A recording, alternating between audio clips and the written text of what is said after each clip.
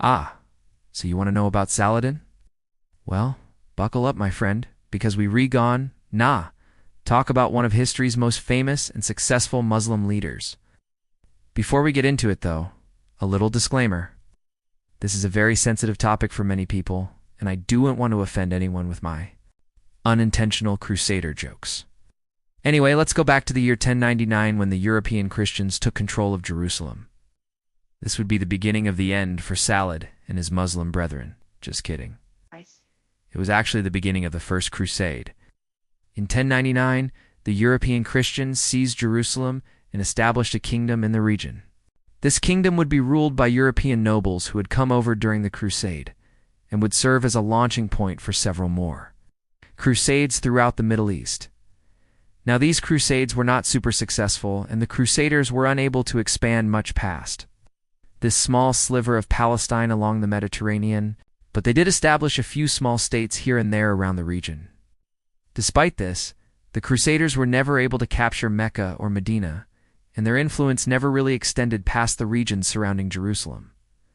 Why is that important? Well, capturing Jerusalem in 1099 was only the first of many attempts by European Christians to take the city back. After all, it was considered the holy city and the supposed location where Jesus Christ had been crucified and resurrected. And if Europeans couldn't have access to this holiest of sites, well, then it just wouldn't do.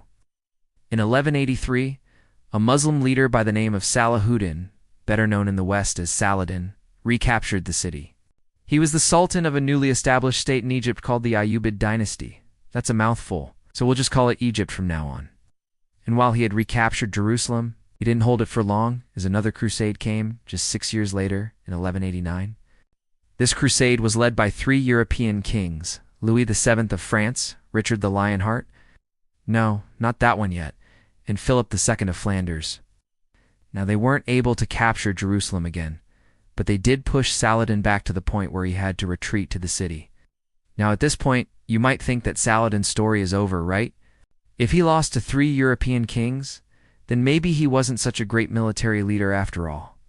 But that's where you'd be wrong. In 1192, Saladin and Richard fought each other at the Battle of Arsef. It was an intense battle that went on for hours. But in the end, Richard was victorious and pushed Saladin back even further than before.